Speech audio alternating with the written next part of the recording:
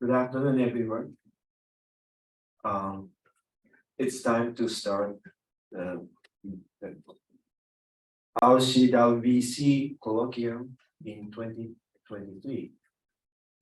It is our great honor and pleasure to have our speaker, excellent speaker today, Professor Dr. George Keyworth of Saskatchewan University, specialized in medieval Japanese and Chinese Buddhist history. And currently, Professor Dr. Keyworth is the Numata Research Fellow of this year, and he spent already 3 months at Ryukoku University. And his topic, he's got working on the medieval Japanese shogyo, and especially this time, and he's really very much interested in about the very important Jodo Shinshu master, whose name is Rennyoand. So he's going to give us our colloquium titled Admonitions from Ishiyama. Appraisal of Rennyoand and the reception and the role of sacred text documents, shogyo, in history of Shin Buddhist studies. So I would like to ask Professor Keyworth to start our lecture today. Think it's on? Yes. Thank you so much, Professor Dake. So the first thing I would like to do is to say just a quick comment, and that is that, as Professor Dake said, I'm not usually working on Shinshu documents or Shinshu studies. So this is a little bit of a change for me. So what I'm going to be doing here is focusing very specifically on the role of Rennyoand in mostly the second half of my presentation, and building up to why Rennyoand is so important in the first half. All right. Okay. Needless to say, this kind of research is not possible without support from colleagues and institutions, and I am extremely grateful to Professor Dake Mitsuya of Ryukoku University and the Research Center for World Buddhist Cultures for the opportunity to be a visiting fellow.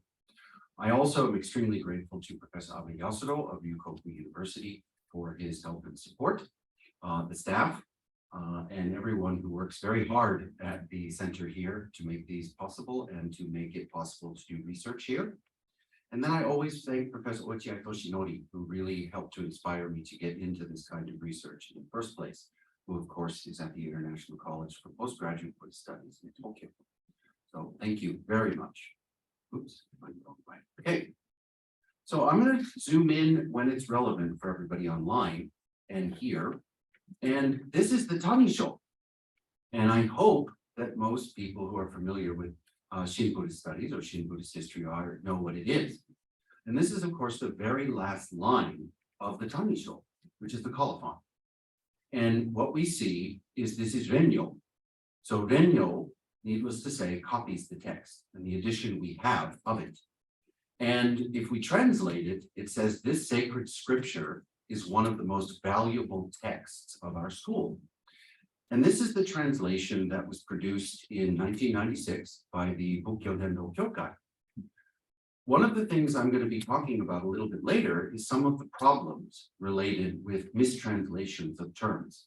And very specifically on the right, you will see the Taisho text. There are 2 indications of shogyo, and yet the term is translated differently both times. The first time, sacred scripture, and the second time, valuable texts. So if it's the same 2 characters, you would think that it has the same meaning, okay?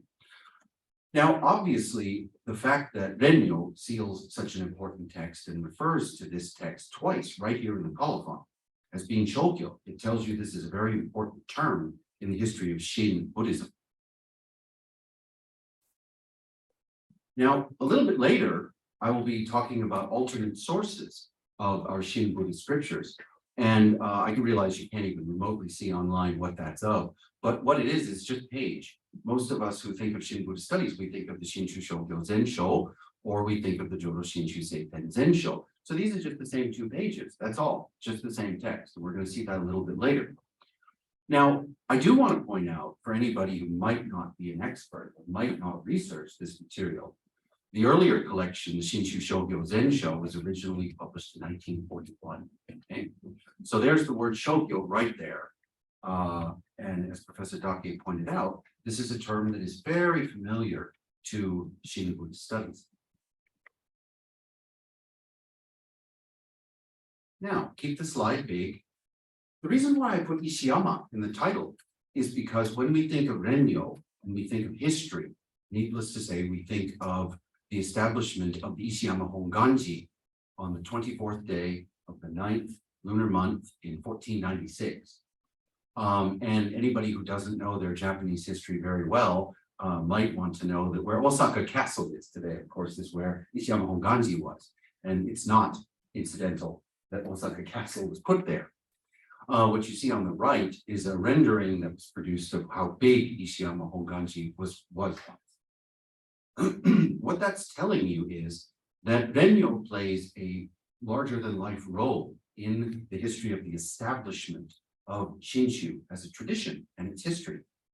And one of the things that we see in art is, and we saw this on the title slide, is many representations as we move up through the 17th, 18th, and even into the 19th and 20th centuries, is the idea that Rennyo is the second founder. Shinran obviously would be considered the founder of Shinshu, but Rennyo is therefore considered the second founder. And because I am a linguist, I'm not sure Japanese people pause and understand that when we say Shinran Shonin and we say Rennyo Shonin, the third kanji is different, but the pronunciation is exactly the same. But what we're showing is a hierarchy, but they're both shonin. So I'm very curious, if Rennyo is so important, how did he innovate? What did he teach? And to whom? He was definitely a liturgical reformer. And when we think of Shinshu documents, we need to think of the Honganji Saho no Shirai, which is something I'm not going to be talking about today. But this is very important to the history of Shinshu studies. Most of what I will be talking about is the historical context from 3 angles. Historiography, what people say about Buddhism and Shin Buddhist studies today, Buddhist studies as a separate discipline, and then, of course, the history of Japanese Buddhism as a separate category. I'm going to make this big. Okay, a little easier to see online. So I've divided this presentation into 5 parts. The first part is Sacred Teachings Document Shogyo. Are they defined anywhere? What are they? I'm going to be talking about that. Then I'm going to provide a brief overview of how scholars study Shogyo and why these documents, Shogyo, why are they so important to the study of East Asian Buddhist history. Third, I will be talking about the sources of the idea of Shogyo in Japan. And in other words, what did Japanese monks, gakuso, scholar monks, read? And that would include Rennyo, that would include Shinran, that would include Honen, that would include others within the Shin Buddhist tradition as well. And that is why we are then, the fourth part, going to be looking at examples of Honen, Shinran, and Rennyo's texts that talk about Shogyo. And what we are going to be then concluding with is a discussion of a very serious problem with translation. Because if we mistranslate terms that are very key on the page, then we misunderstand the idea. Finally, I will conclude with a reappraisal of when and why Shogyo matter in the history of not only Shin Buddhism, but Shin Buddhist studies as well.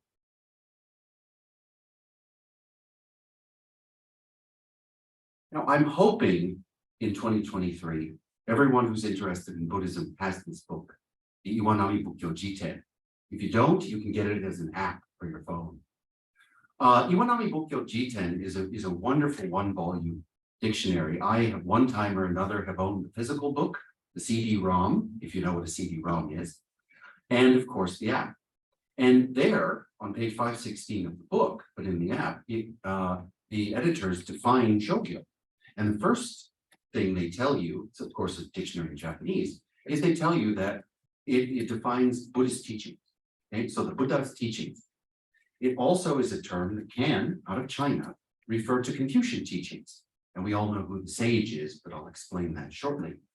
And then third, he points out that there's a very important preface to all of Shenzang, in other words, Genjo's texts. And I'm going to show you that preface in a moment.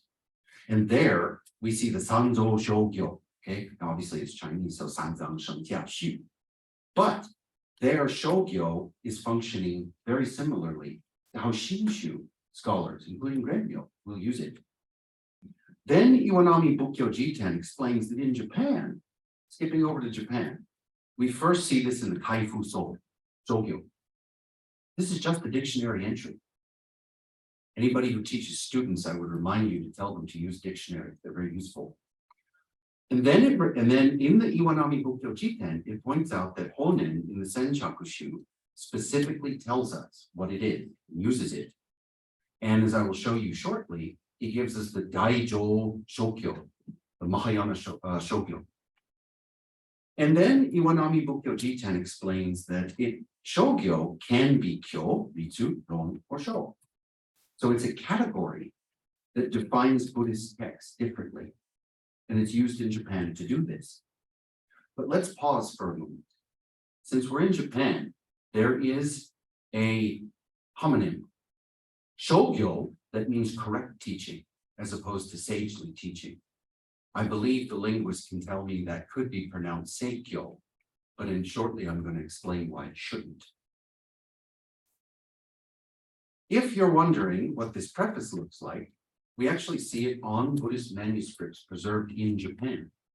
This one that you're looking at, as you can see, I'll just scroll down a little bit, comes from the Nanatsudera Isaikyo over in Nagoya. And in other words, modern editions of texts and printed editions on through Chinese history got rid of these. But our manuscript copies in Japan and Dunhuang, China, Tongko, still have it. And this is Tang Taizu. This is his preface that he wrote in 648. And all the scriptures in the manuscript canon had this preface. Okay, so in other words, the Emperor of China thought that this needed to be added. So he may have had an idea, or more likely been told, why Buddhist texts are Shogyo. You know, of course, he wasn't pronouncing Shogyo, he was saying something like Shogyo. Now,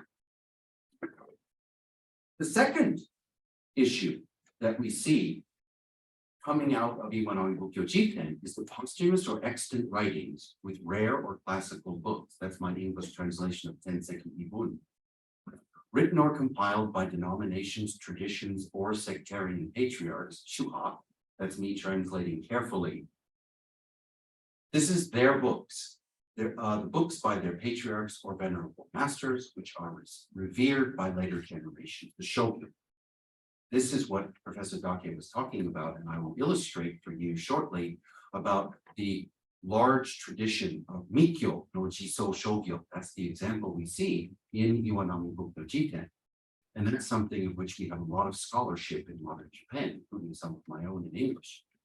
But in Iwanami Bukkyo Jiten, they point out that within the Shin tradition, there are the Kana Shogyo Hogo Rui. In other words, the glossed Shogyo. So all I needed to do was read a dictionary, and I knew that I probably should have been looking at Shin Shogyo as well. Just to be clear, he also does explain that there is the editors to Iwanami Bukkyo Jiten, Nakamura Hajime and others, point out that there's another subcategory of esoteric Buddhist texts, Hyo, Dangi, Inge, that people would go and search for specific editions of things. So again, we don't see this just in Shin Buddhist studies. We don't see this just in China. We also see this in the world of esoteric Buddhism as well. And for those of you who don't know what the two world mandalas are, of course you do, I put that down here. Obviously the Wun mandala, the Taizokai, and the Diamond mandala, the Kongokai. I'm going to stick with Japanese where it's relevant, coming from the Dainichi Kyo and the Kongo Chogyo, respectively. So that's these kinds of texts that we see in the Shoryoshi. So this is all in the dictionary. This is not exciting. It's in the dictionary. So what are shogyo? It's a term that comes from China, perhaps India and Central Asia, rendered into Chinese as shengjiao. This can be compared or contrasted in China to the sage's teachings. The sage in China is Confucian. But you don't just have one, you have many. So in English, most of us are familiar with mentions. And Japanese students for more than 1,500 years have known exactly who those two individuals are. They're sages. Okay, they're also shonin. And so when Buddhists might have used this term, they might want to contrast it with Confucian mention. But in Japan, it refers more likely to a set of books particularly significant to a group or scholar or later tradition. There's Shingon Mikyo, there's Tendai libraries that have lots and lots and lots of shogyo, as does the Shinshu tradition. And there's another tradition. So this is just an overview, very simple. Now, as I promised, the second thing I will be discussing in my presentation is, do people study this and why? This is an overview for people who may not necessarily be thinking about this kind of thing and may not be studying shogyo. But in Japanese, this has become a very important substratum of Buddhist studies research. And I think I want to highlight here the recent issue in January 2023 of Nihon Rekishi Kenkyu, which is a special issue on the world of sacred manuscripts. This is the translation they use in their own English translation. Of course, the articles are in Japanese, but very specifically, Otani Yuka, Dr. Otani Yuka and Dr. Nishi Yayoi are both giving us very nice overviews of Shingon Mikyo no Shogyo. We're not really thinking about Shinshu. We're mostly thinking about Shingon. So I want to make this very clear. And that's what I've done in the past. That's really where my research has been focused as well. Now, I'm going to make this map a little bit smaller because I think you can all see it that way. I use this map very often when I talk about my own research into Shingon Mikyo Shogyo. And what you see here is a list of all the big libraries in Japan that have Shogyo. Ninaji, Toji, Daigoji, Shinkokuji, Kongoji, Kanshinji, Negoroji, Kongobuji, specifically the Shochiin down there in Goyasan, Todaiji, Tonani. And you obviously need to be aware that Tendai and Rakuji Miidera also had very large collections of shogyo in their library. But remember that when Rennyo establishes Ishiyama Honganji, he doesn't do it just anywhere. He does it down in Ozaka. And this is a land surrounded by Shingon and Tendai libraries with lots and lots and lots of shogyo. So I think this is important from a contextual and historiographical perspective as well. Now, way back in the 1990s here in Japan, there was already excellent scholarship based on the 1980s, where librarians had already categorized and cataloged what to do with these very large collections of shogyo. And they broke them into 6 categories: doctrinal study documents, ritual documents, historical documents, language study documents, transmission documents and categories, and other kinds of documents. I'm not going to go through all 6. I've done that in the past, and I've published on that. I just want to use one example because it connects exactly to what I brought up at the top when it comes to Rennyo and his innovations within the Shin Buddhist tradition, as of Ishiyama Honganji and previously even in Yamashina. Ritual documents, okay, Saho, specifically the Shidai Sho category. Now, librarians and scholars of Shingon Mikyo are highly aware that we have ritual manuals, the Giki, we have the ritual instructions, the Shidai, we have the prescriptions, the Saho, we have the Yoi, we have the Kakugo, we have the Nikki. We have lots and lots and lots of shogyo documents.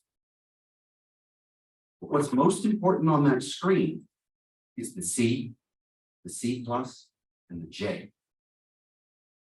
Because what we know from the shogyo documents in the Shingon Mikyo libraries, of which we have tens of thousands of them, is that they are glossed.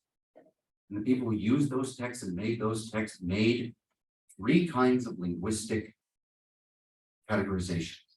Books in Chinese, kanzei. Books in Chinese that needed to be pronounced in Japanese. And then Japanese text. Because Japanese didn't read Chinese as Chinese. They needed to know what to do with it with these specific kinds of books. This is something I believe you're absolutely going to see in the Shinshu tradition up to and during and after the time of Rennyoand. Now, I'm going to go big again because I realize this is a strange list. In Japan, there is considerable attention and scholarly acumen, specifically focusing on Shingon Mikyo. And I'm just going to spend a couple of minutes here showing you a few names. Abe Yasudo here of Ryukoku University has probably published more than anyone else on the subject. He is a giant in the field. And I always put this one bibliographical reference at the top, this column that he published back in 2010 in the Shin Asia Bukyoshi. It's in Japanese, of course, but it's an excellent overview of Shogyo. But it's really focused mostly on the history of Shogyo in the so-called esoteric Buddhist tradition, where they study both scholastic learning, kyogaku, as we just saw, as well as lots of ritual things. So Tendai Nikyo, mostly, okay, as well as Shingon Nikyo. I would also just briefly pause and point out that his Chusei Nihon no Shukyo Texto Taikei is probably, in my opinion, one of the most important books to read published in the last 20 years. Because, of course, it's such a creative book. And by the way, the fact that he chooses to use texto is something I'm going to come back to when I talk about translation. Okay. Now I'm just going to scroll very slowly down here because most of you know what this is. You can go online, no big deal. I've just given lots of things that he works on. But Professor Abe mostly has talked about and shared from the library of Shinpokuji in Nagoya. Okay, so that's one of the big libraries that we have a lot of Shogyo from. Because my own research has focused previously very heavily on the library of Amano-san Kongoji down in Kawachi, Nagano, Osaka, Akatsuka Yudo has published quite a bit on this material as well. And I followed his research quite a bit, also thinking about Negoroji. Okay, so really, again, I'm going to scroll very slowly down here. This is easy to find online. If you Google, you're going to find a lot of material about the library of Kongoji as well as Shinpokuji. Of course, this isn't Shin Buddhist studies. It's just giving you a sense of where is Shogyo? What are we doing with Shogyo? Professor Goto Akio also gave us catalogs from Kongoji, and Professor Ochiai Toshinori. They've each separately cataloged Kongoji's library because it's so big. So Professor Abe and Professor Yamazaki were working on Shinpokuji, and Professor Goto and Ochiai and their teams were working on Kongoji. So these are very rare libraries with lots of wonderful materials, mostly related to Shingon, but also Tendai examples, and I'm going to show you that in a moment. But there's a lot of really fruitful research on Shogyo. Last but not least, Yamamoto Nobuyoshi's book, Kicho Tenseki Shogyo no Kenkyu, is an excellent resource in Japanese for how we think about Shogyo. But he doesn't mention Shinshu anywhere. Iwanami Bukkyo Jiten does, but not most of these scholars. And they're not doing something wrong. They're just not necessarily seeing this as an important category in the history of Japanese Buddhism. I think arguably the best expert who is not, he's in Japan, he's at Kanagawa University, but who's not often publishing in Japanese, although sometimes he does, is Professor Brian Rupert of Kanagawa University. The top reference there, A Tale of Catalogs and Colophons, is an exceptional English language resource. Not that highly available, but I hope it's going to be more widely read if I keep telling people to read it, because this is where he really thinks about Shogyo. But he's thinking about Ninaji or Daigoji. So again, we're still in the world of Shingon Mikyo, or a little bit of Tendai Mikyo. We're not moving into Shinshu yet. Okay. Now, in case you're wondering what the heck I'm talking about today, I want to just show you where I'm coming from, because I'm going to be turning very quickly here to thinking about both the sources of Shogyo, why do Japanese use it, and then how that connects directly with Shin Buddhist studies. But I come from looking at Amano-san Kongoji's Shogyo, and this would be an excellent example. It's Miyoshi no Kiyoyuki's Enshin Osho Den, the biography of Enshin, a great Tendai patriarch of Nikidera. And this edition is very different than the one you see in the Dainihon Bukyo Zensho, or that we see from any other collection, because it specifically has some information, Professor Dake might appreciate this, but about Matsuo Shrine and its connection to Enshin as opposed to other shrines. In any event, it's telling you about the textual history of Shogyo as a category of very important documents that might not necessarily be used the way other people would expect them to be if you're thinking of sort of canonical materials. I'm just going to go, I'm changing the screen a little bit in case we don't need to zoom in as much. Now this one doesn't really matter that much that you can zoom in on it. But the other thing is, when we do Shogyo studies, very often we're looking at a lineage of books. And what we're looking at is a lineage of books down through an educational tradition. Okay? Specifically at Kongoji, we're looking at Akan down to Kakushin, Shoson, Sonkyo, Kakujutsu, Aban, Kakuban, and others. Now, I'm going to zoom in and point out the key term, because Rennyo uses it. Not in the examples I can give you today, but he uses it. The Goji Hitsu. In other words, the copy of my master's work that comes from my own hand or his own hand. This is something we're going to be seeing when we look at the Tanisho again.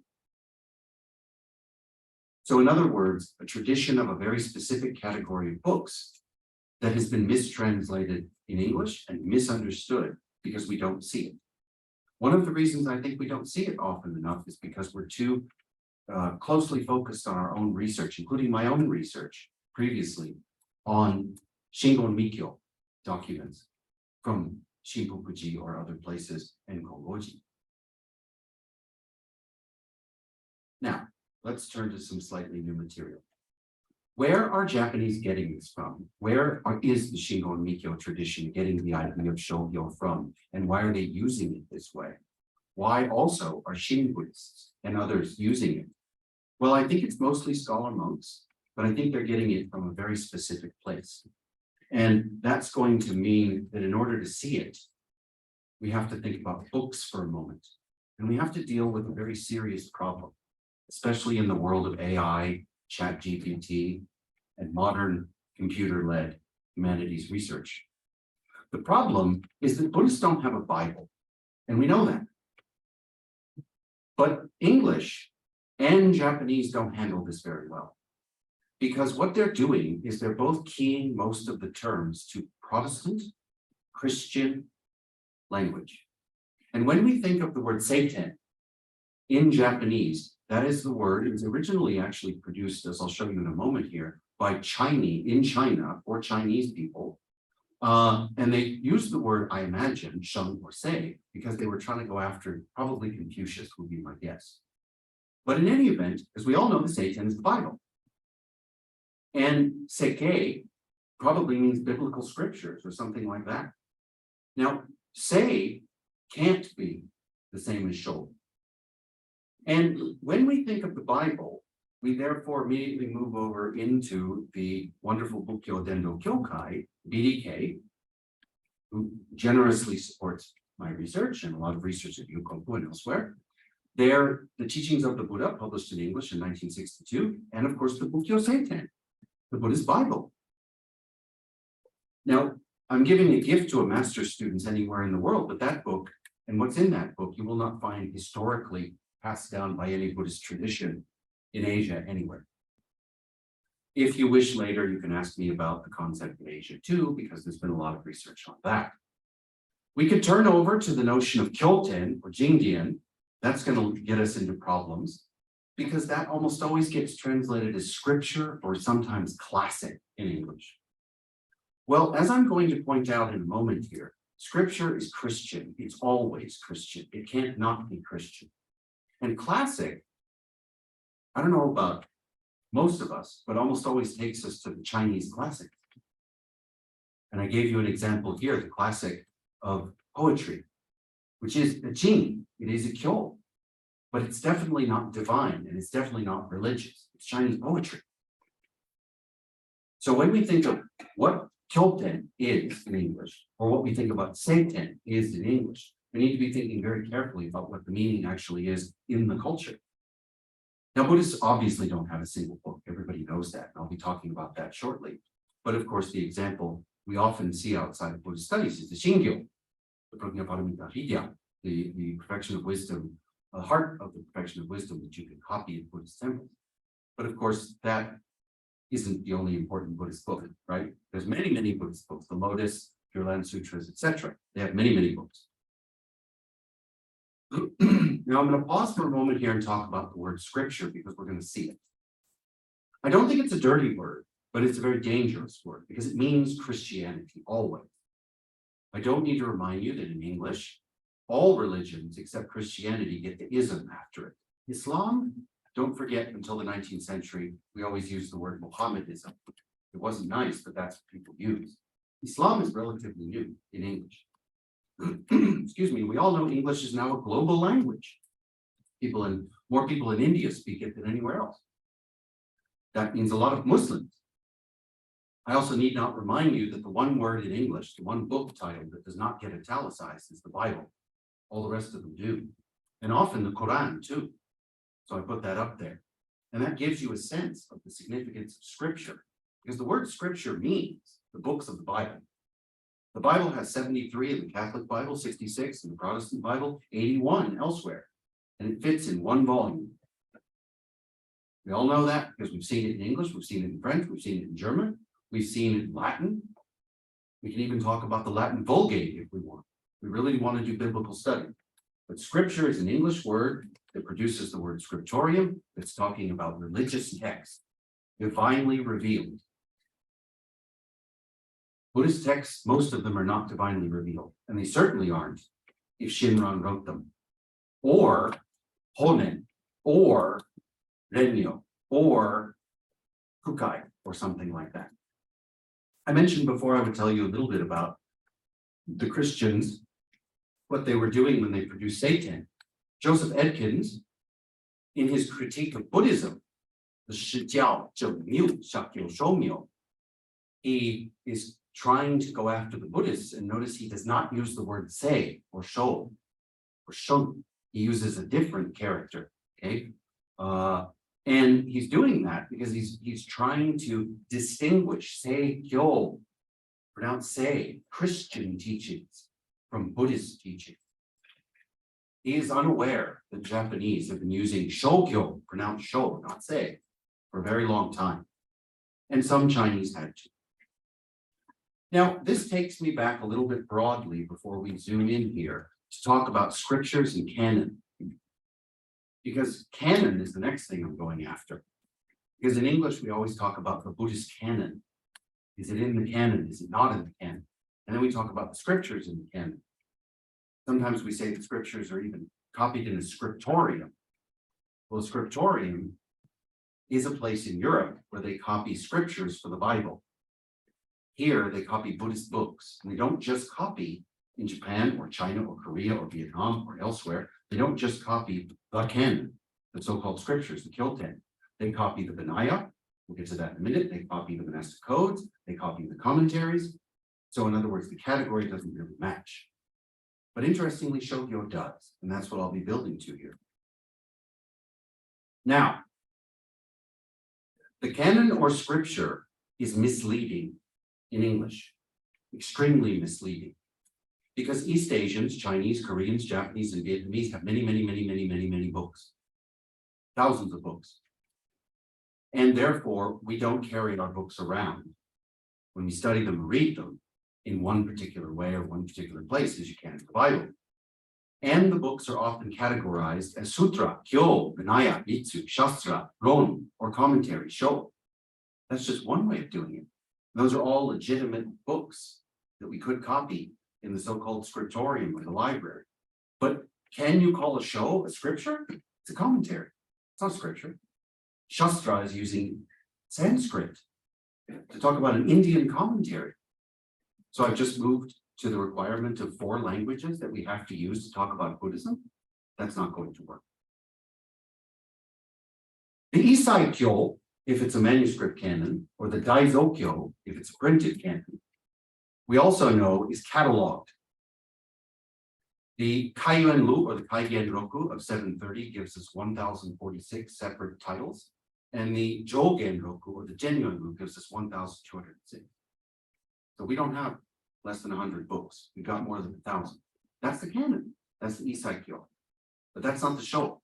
That's not the stuff that East Asians have produced, and they're going to copy and call Shokyo, in addition to the materials from the canon, the sutra, the Vinaya, the Shastra, or the commentaries, that they're going to call something Shokyo. Now, in the Meiji and Taisho era, Japanese scholars and pre-modern Japanese Buddhist librarians were using the same terms. And that is not, I would argue, a coincidence. Because I think that Meiji and Taisho era Japanese scholars knew very, very well that previous librarians in Japan had cataloged their books using this term, Shokyo. And it was used in contradistinction to Isaikyo, Daizokyo, the canon. Now, where's the term come from? Why is it there? I think it is important. It's not some kind of strange, I hope, way of thinking about things. But you will find in the translations of Shenzang and in one of his great disciples, Kuei-Ti, otherwise known as Kiki, as well as a Korean I'm going to introduce you to, the use of a term called Shengjiao or Shokyo to refer to Buddhist texts. It's there, you can see it. We also know that the great Kegon or Huayan commentator Chengwan Tokan also uses it, and he defines it in the commentaries. I believe, following Funayama Toru, as I'll point out in a moment here, that when Shenzang and Kuei-Ti and others were using Shengjiao, Shogyo, they were probably thinking of the Indic word Arya Shasana or Buddha Shasana, both of which Shasana means teaching, instructions. Okay, Buddha means Buddha, Arya means noble. And therefore, if you think very carefully about what Sho or Sheng means, it means Arya, it means noble, venerable, special. And so I would argue that if we look carefully in that literature, we're going to see that Shokyo is defined there as the important Buddhist books. And that's what I'm going to show you in a moment.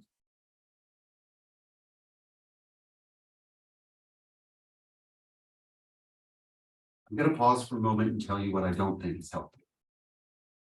I was trained in Buddhist studies and I have deep respect for Buddhist studies, but I do not think that categories like the 12 divisions of the canon are particularly helpful to think about how Chinese, Japanese, Vietnamese, or Korean Buddhists refer to their books.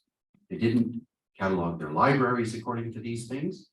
And these are Indic terms that we can find deep inside texts that tell us about certain kinds of Indic roots, but they're not terms people would use on an everyday basis. Jataka, Avadana, Gata. Again, we're pulling things out of Sanskrit. Vyakarana, that would be another one. These are useful, but I think they're useful for a very specific type of scholar, monk, or Buddhist studies scholar. Now, to show my work, Bukkyo Go Daiji Ten, Bukkyo Kanbon Daiji Ten, Bukkyo Daiji Ten, Mochizuki Shinko's famous book. All of these dictionaries talk about Shokyo this way. So you just need to look at the dictionaries and they're going to point out to some of what I've shown you.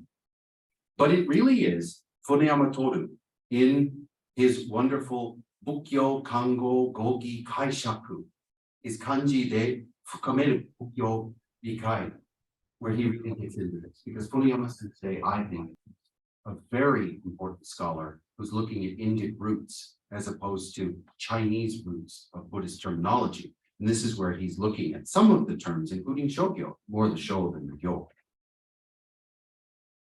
Now, scholars need to show their work. You probably, I'm going to zoom back up just for a moment here, are aware of the Datang Xi Ji, or the Great Tang Dynasty record of Western kingdoms. In other words, this is the record of Shenzang, Genjo, as he goes west. as it was compiled by BNG. There it is. And I've given in all cases, and when I move to Shinshu Shogyo shortly, you're going to see more English translations. This is Li Rongxi translating regarding the land of Gandhara and the Yojana, which of course is a distance measurement. Formerly, it was said to be 40 li or 30 li, while in Buddhist texts, it was counted as only 60. There is the use of Shogyo, just as Japanese librarians use it in the Shingon Mikyo tradition, and I'm going to show you Rennyo uses it similarly. Now, I'm not going to say Rennyo is reading this. Here's another example on 3 seasons of the year in India, according to the holy teachings of the Buddha. Here, he's going to translate it as holy teachings of the Buddha. I don't like the word holy, it's very Christian, but it's relatively close to what Shabda means. If you're thinking Arya, Sanskrit, or something like that. But according to the holy teachings of Buddha, the monks of India observe the summer retreat during rainy season, etc. So again, Buddhist teachings are the Arya Shasana. They are the important texts we read, not the canon, not the Tripitaka, not any of that.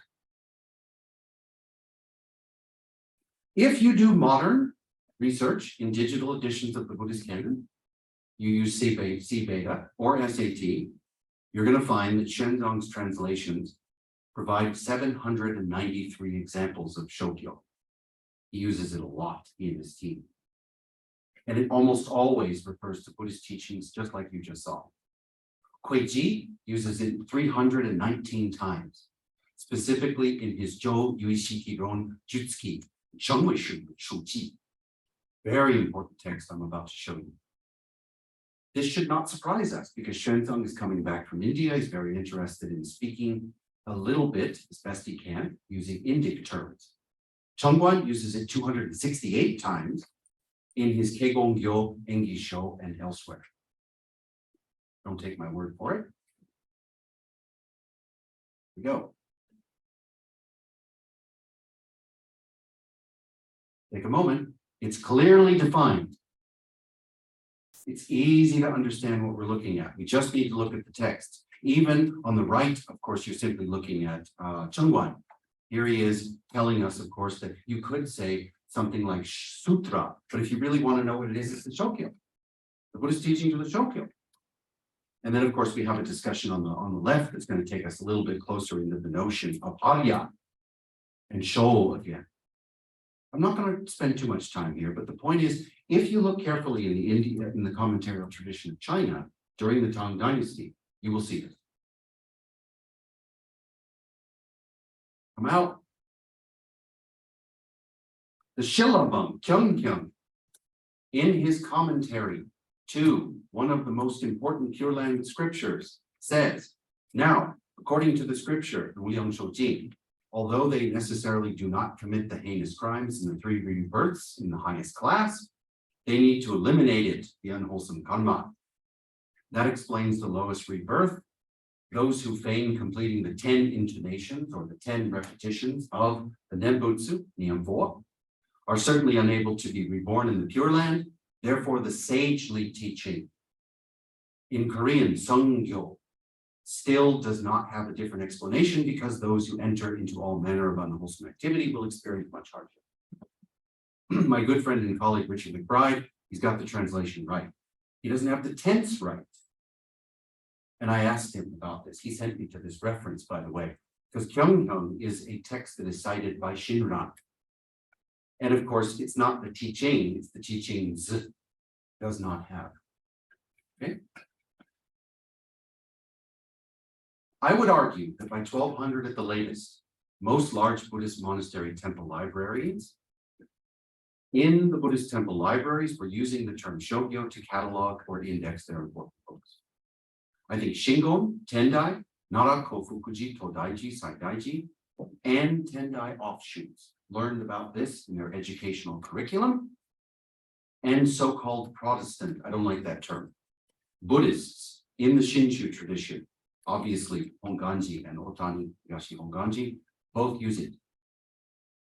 And we see it much later as well, as of the 1856 Shinshu Kana Shogyo Kanten Roku, the catalog of the glossed Buddhist books of the 3 Pure Land Sutras. Shogyo. The 3 Pure Land Sutras are the noble teaching of the Shinshu tradition.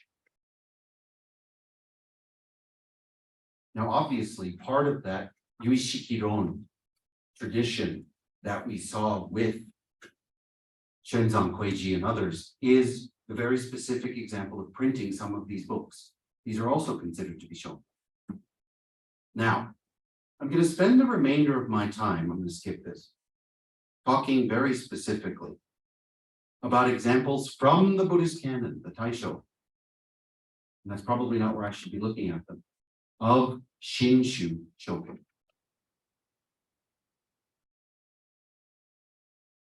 Now, I think everybody online and even here in the room can still see on the screen who are the 7 Shin Buddhist patriarchs. This is a very important idea. I will not pause on it except to point out that this is a textual transmission. The Shinshu Shogyo are about the texts that these gentlemen or individuals are responsible for. Nagarjuna, Vasubandhu, Yuju, Seshi, Tanwan, Donran, Doshaku, Dao Cho, Zendo, Shandao, Genshin, and Hon. And they each produced Shogyo that, of course, are studied and referred to within the documents of the Shinshu tradition in the same way that we see it in the Shingon Mikyo tradition, the Tendai Mikyo tradition, and earlier in China, in other kinds of documents. I am using very traditional sources. I'm going to show you all of my translations come keyed to the Taisho edition of the Senjakushu Honens, the Taisho edition of the Kyogyo Shinsho, the Taisho edition of the Tanisho, the Taisho edition of Rennyo Shoni Gobunsho or Ofumi, and the Taisho edition of Rennyo Shoni Goichidaki Higaki.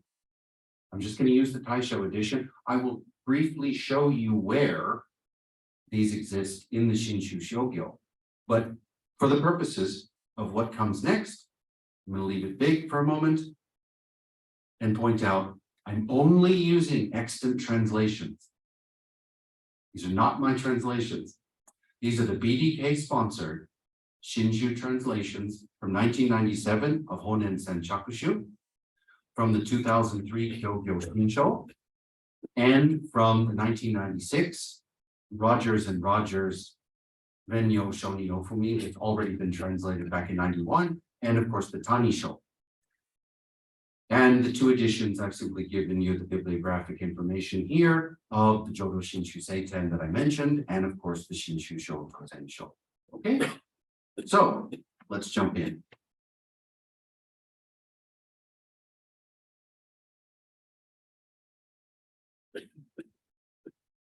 We're just going to go that far. Anybody in Shin Buddhist studies knows that the Senchakushu starts in the first volume of the collection of passages on the land of peace and bliss, the Anrachi or Anrakushu, Dao Chuo, we read. One might ask if all sentient beings have the Buddha nature, and is each of them from ancient times to the present must have encountered many Buddhas, why then do they still continue through cycles of birth and death and fail to escape from this burning house? To answer such a question, I should answer that according to the holy teaching of the Mahayana, it is actually because they've been unable to cast aside birth and death. The Daijo Shogyo is not the holy teaching of the Mahayana. It's the holy teachings. It's the Shogyo. It's the sacred texts that are important to me and are cataloged according to me of my tradition. It's not the canon. It's not the scriptures. It is not one book. Holy teaching, I don't know if you know this in English, usually is solitary. That sounds like a book. It's not referring to a book. It's referring to a category. It's mistranslated.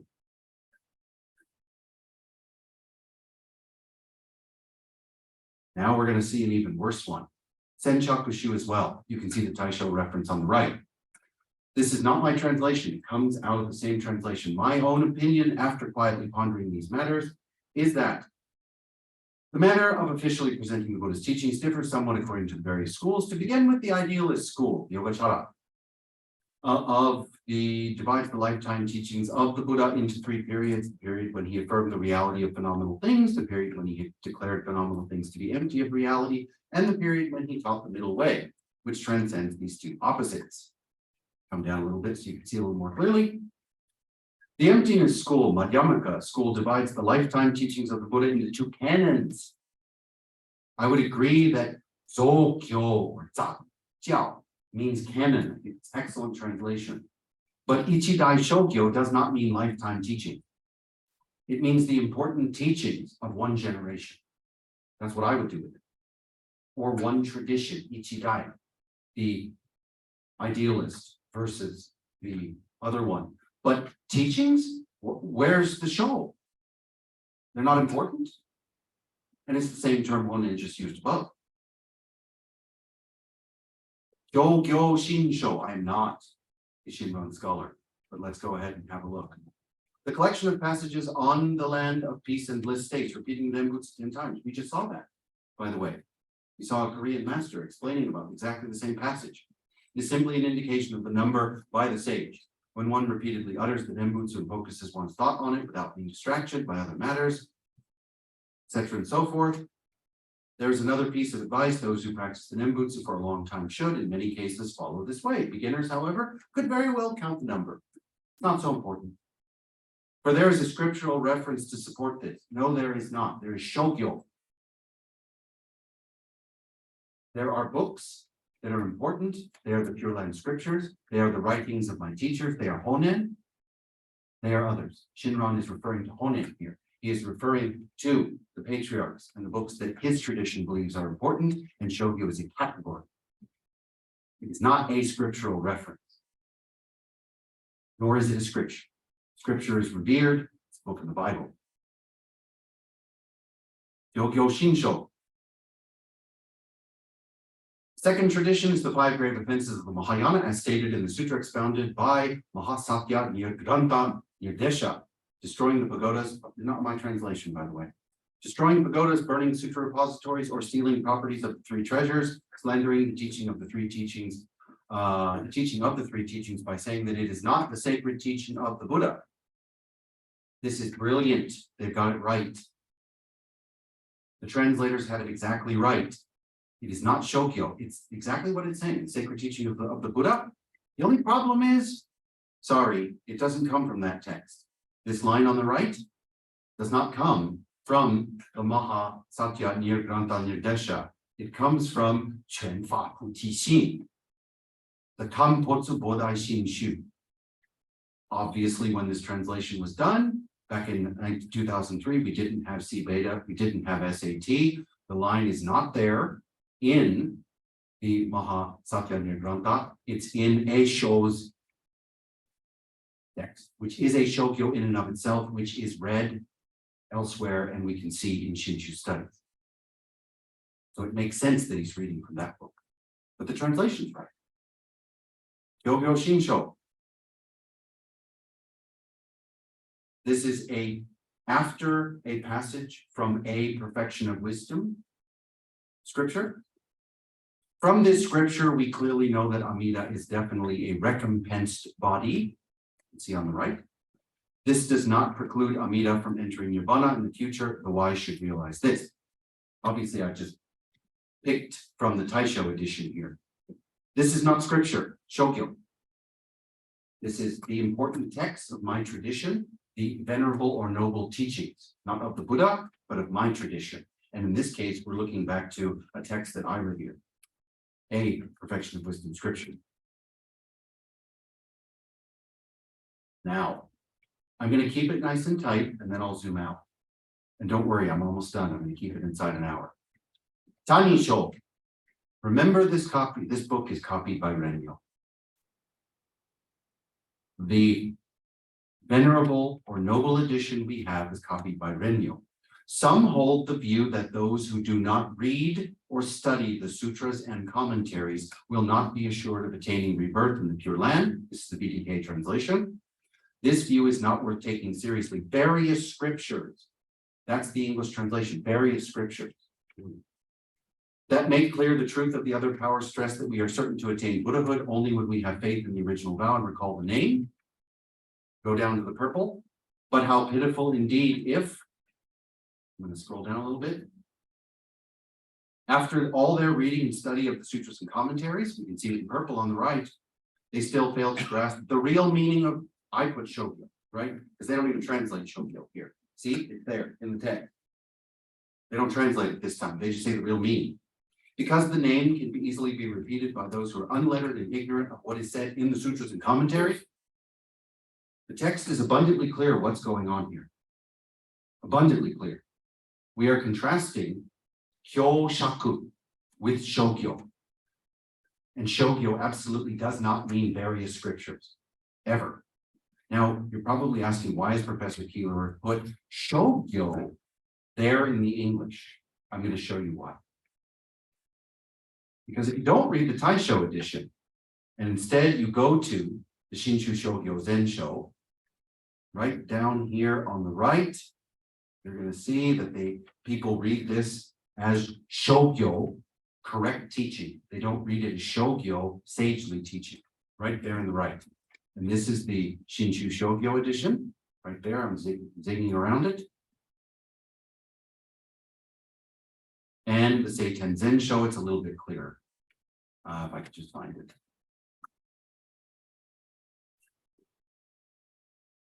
Got it too. Anyway, no. Anyway, shogyo, they both gloss it as shogyo. Okay, with that, it's here. I just am doing a presentation and not looking very carefully. Sorry, they've got the shogyo down here. They kept it this way, right there.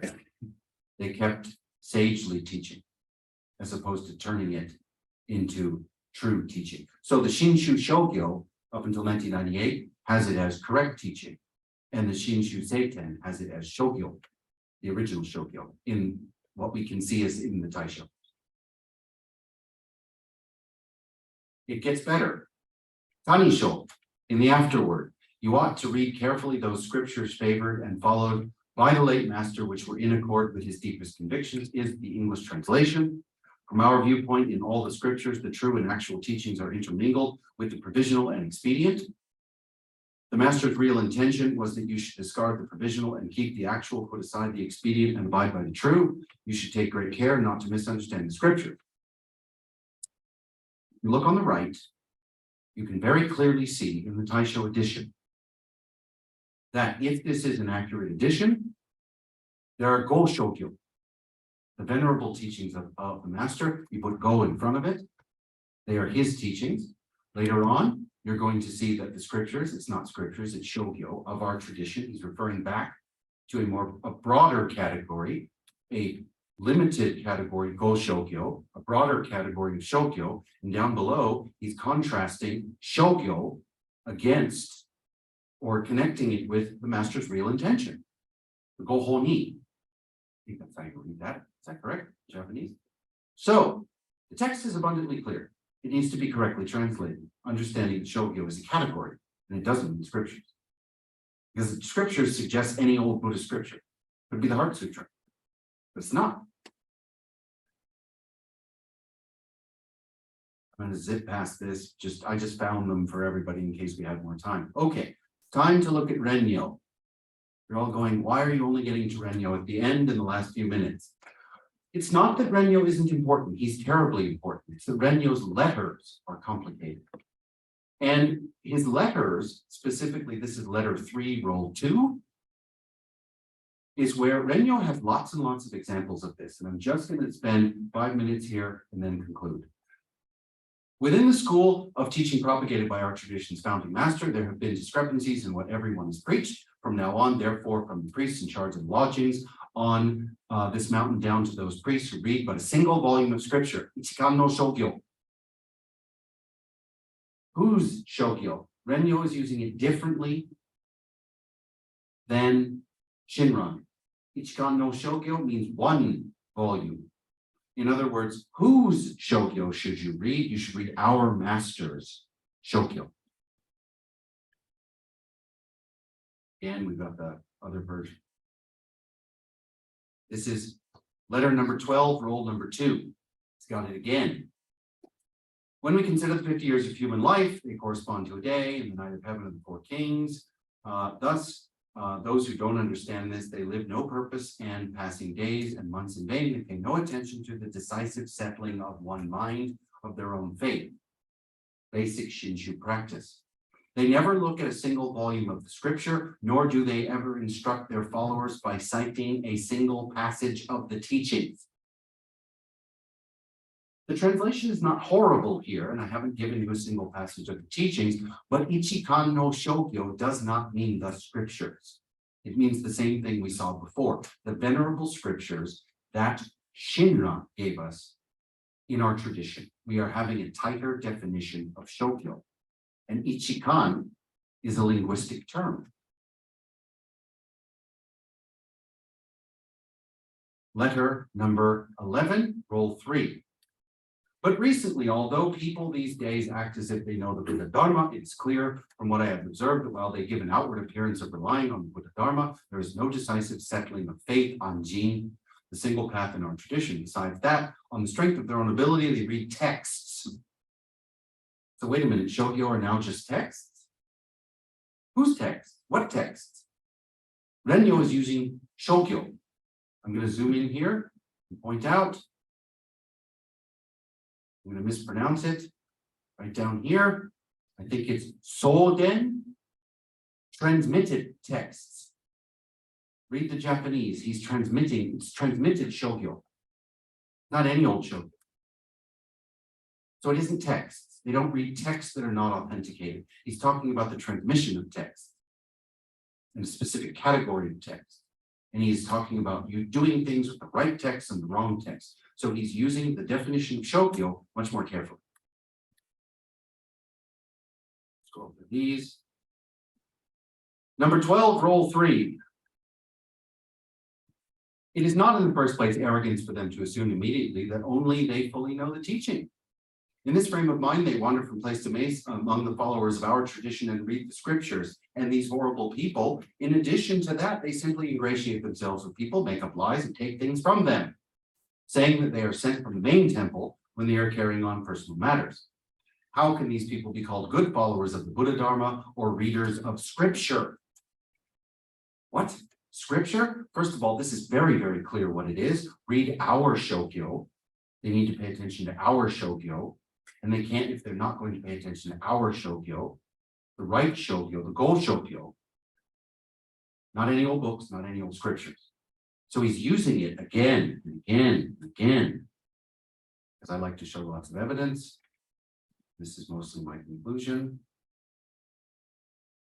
This is letter number 5, roll 4. When you read the scriptures, for example, or when you speak even briefly about the teaching, you must first ascertain this, then proclaim the Dharma is taught within our school, or again, when people gather in large numbers to listen to the Buddha Dharma, etc. and so forth. Read our scriptures.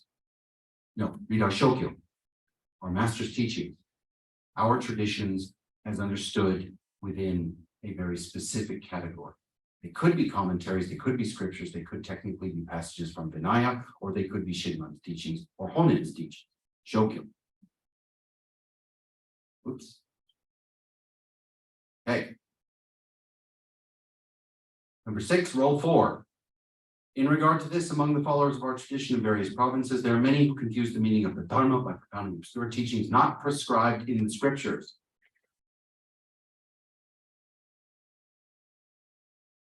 I'm pausing, not because I'm wasting time, but you can tell exactly what on the right we are talking about, my master's teacher. Soshi, nani nani nani, no Shogyo. You don't separate, you don't break up the scriptures. But it's not scriptures, it's Shogyo, the teachings, the sacred or venerable teachings of our tradition. Now, nobody likes it when people go too long, so I'm going to zip just a quick example. Roll 5, number 2. It has been said that those who do not know the importance of the afterlife are foolish, even though they may understand the 80,000 sutras and commentaries. The Japanese says, Hozo, the canon of Dharma. And then on down, he doesn't explain, even though they may diligently read the various scriptures and be widely informed. No, he doesn't say that, even though they have read our Shogyo. And he's contrasting it, just like we saw with Shinran, against the canon. Here, the canon would be the Hozo, the sutras and commentaries, which are different than the Shogyo. Shogyo is our tradition, that's other Buddhist teaching.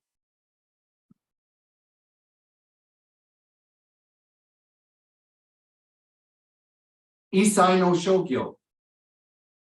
When we need to understand or recognize the 6 characters of Namu Amida Butsu, we should recognize that all the scriptures have the sole intent of bringing us to entrust ourselves to the 6 characters. No, they do not. Isai no Shogyo is all the sacred teachings of our tradition bring you to the 6 characters of the Namu Amida Butsu. Not all the scriptures. All the Buddhist texts don't do that. All the Shogyo do. However well you may study the scriptures, it is useless if you are not firmly settled in faith of other power. This is from Rennyoand Shoni Doichigaki Fugaki. It is not, however well you may study the scriptures, it is however well you may study and read, read the Shogyo. So even in generations after Rennyo, it is understood that his usage of Shogyo needs to be abided by. It's not a loose term, it's a very tight term. And when Rennyo supposedly tells us about the actual letters themselves, the compilation, scriptures could be misread. They contain passages that are hard to understand. My letters cannot possibly be misread. May I ask you a simple question by way of almost conclusion? Do you really think Rennyo thinks that his own letters are equal or on par with the Buddha? I do not. I do not think that he believes, when he uses terms like Goshokyo, that he believes his own writings are on par with Shinran. I think he puts them above. And when he says Shogyo can be misread, he means our tradition's books can be misread, but my letters cannot be. My Gobunsho cannot be misread because they are clear, because I'm defining what Shogyo are. Okay. Conclusion. Japanese Buddhists, including so-called esoteric Buddhists, Pure Land, and Shin Buddhists, may have followed the precedent set by Tang Chinese and Shilla Korean scholar monks when they called their important sacred teaching documents or books Shogyo. They may have followed the precedent. Shogyo can include any sort of translated Indic book or treatise, but as a category, it also includes writings by East Asian, and especially Japanese in Japan, monks, and refers to the noble teachings, the important teachings, the sages' teachings. It does not mean scripture of a traditional group. Shogyo is a separate category from canon, Daisokyo, Isaikyo. It's also different from Kyoshaku, as we saw today, the scriptures and the commentaries. It refers to a specific collection or group of important books in the Shingon Mikyo tradition and in the Shin tradition, also in the Zen tradition. Buddhists do not have a Bible, nor do they have scriptures. Most Shogyo are not considered to be divine. They are not coming from any god, Brahma, Indra, Vishnu. No, they're not coming from Muhammad, or they're not coming from Jesus. That's not how Buddhists look at their books. Failure to accurately see Shogyo, calling them scriptures, causes both confusion and inaccuracy, because Buddhists do have something called a canon, and they have lots of other books. Sutra, Kyo, Vinaya, Bitsu, Shastra, Ron, Commentary, Sho, Shaku. They have other books. But they also have Shogyo in Japan. And they might have had them in China. Shin Buddhist history, beginning with Rennyo, who copies texts considered to have been Shinran Shogyo, is full of examples of how non-esoteric Buddhists, not Shingon Mikyo or Tendai Mikyo, use the term, and very often. The category of Shogyo allows us to better appreciate Japanese and East Asian Buddhist history, medieval or early modern periods, beyond sectarian categorization. One of the dangers of some of the scholarship about Shingon or Tendai Mikyo is that the suggestion is Shogyo is their term. It's not at all. Shin Buddhist Shogyo play a key role in determining the educational curricula, what books to read, on down through time. And it was at Ishiyama, perhaps at Yamashina, that Rennyo and his followers produced Shin Shogyo. And they did produce liturgical texts. They did also cite which texts within the tradition should be kept, which should be read, and why they have to be called Shogyo. Finally, Shin Buddhist Shogyo is a window in post-Onin Wars Japanese religious history in the area between Shiga, Osaka, and Kawachi areas. I say Kawachi because it's a different part of Osaka and where Setsu used to be. Because what we're looking at is where the books come from. And when we look even at the Taisho or the Seiten Shinshu Seiten Tensho or the Shinshu Shogyo, we're looking at very specific editions of where the texts come from and what was going on in a particular place in time. So I apologize for going a little bit over. Thank you very much. And I always want to point out that there's nothing wrong with doing Shingo and Nikyo Shogyo studies, but Shinshu is also very, very, very interesting. Thank you very much.